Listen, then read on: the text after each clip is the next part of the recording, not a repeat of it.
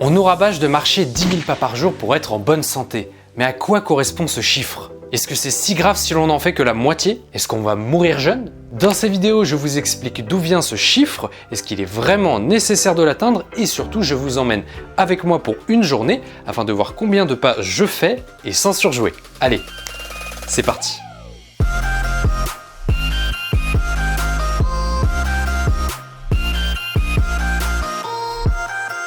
Quoi de mieux que de voir si l'on peut atteindre 10 000 pas par jour par une journée de travail classique? Comme la plupart des Français, je prends les transports en commun et je travaille assis à un bureau au moins 7 heures par jour.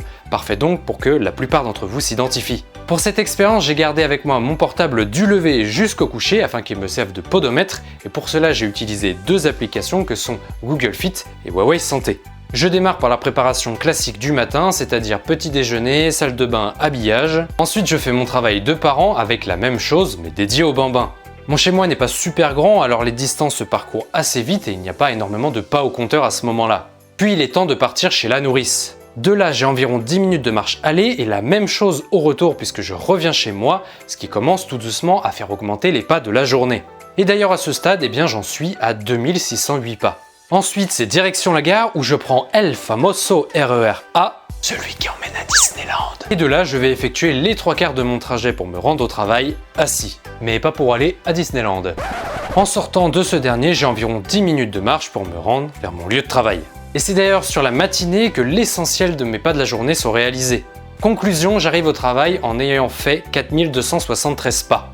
La taille de mon entreprise n'a pas beaucoup d'importance puisqu'au final mon poste fait que je marche peu. Pour le midi, j'ai déjà mon plat que j'ai cuisiné la veille, ce qui n'occasionne pas de déplacement à l'extérieur. Et ça nous amène déjà à la fin de journée puisqu'il ne s'est pas passé énormément de choses durant cette journée de travail, donc je pars du lieu de travail et j'ai environ 10 minutes de marche vers la gare la plus proche. À la fin de cette journée taf, j'ai fait entre 4663 pas et 5197. Effectivement, les deux podomètres que j'ai utilisés ne sont pas tout à fait d'accord et je reviendrai plus tard sur ce sujet. Là où par contre on est bien d'accord, c'est sur le fait de s'abonner à cette chaîne et d'activer la petite cloche pour ne pas louper les prochains contenus. Et si c'est déjà fait et ça concerne tout le monde, vous avez le petit pouce en l'air pour soutenir la chaîne. Allez donc, on continue, rebelote avec le RER, direction maison. Le soir, ce n'est pas moi qui vais chez la nourrice, donc je rentre directement chez moi. Puis le reste de la soirée est assez simple, vie de famille, repas, chill et coucher.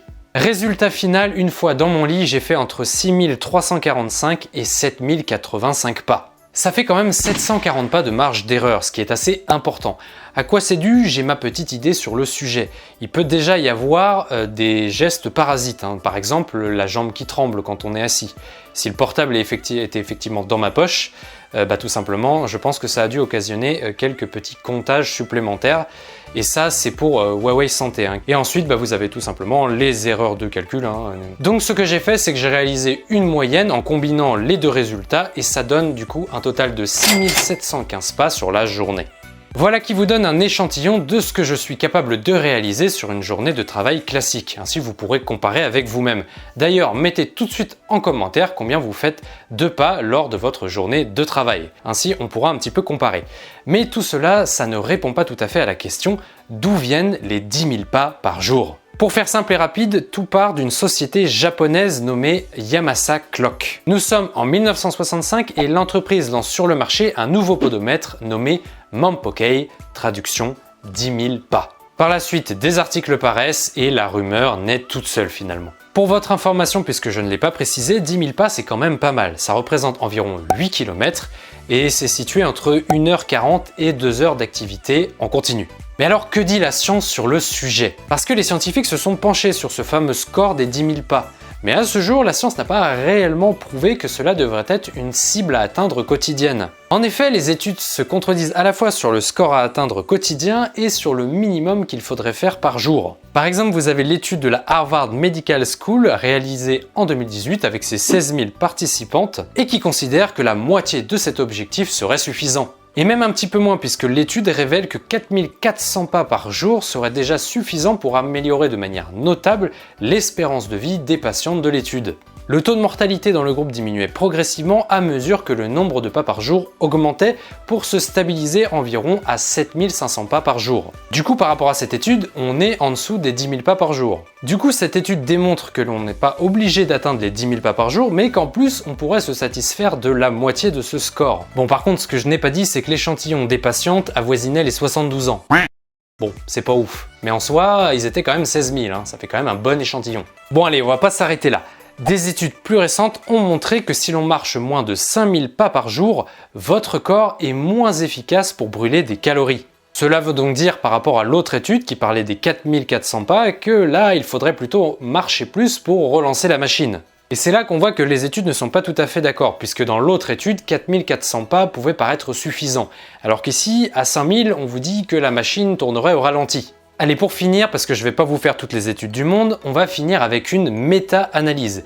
Une méta-analyse, si vous ne savez pas ce que c'est le regroupement de plusieurs études, en l'occurrence 7 études, et ça a le mérite en fait de donner des données plutôt fiables. Celle-ci est encore plus récente que les deux autres, et comme elle regroupe 7 études, l'échantillon du coup des patients analysés est tout à fait énorme. Celle-ci démontre que marcher 17 000 pas par jour, donc de façon quotidienne, réduirait de 66% votre mortalité, toutes causes confondues. Face à ce même chiffre, faire moins de 2700 pas par jour serait associé à un risque 3 fois supérieur de mortalité, toutes causes confondues là aussi. A noter que les courbes de l'analyse indiquent que chaque 1000 pas par jour, vous réduisez ce risque de 12%.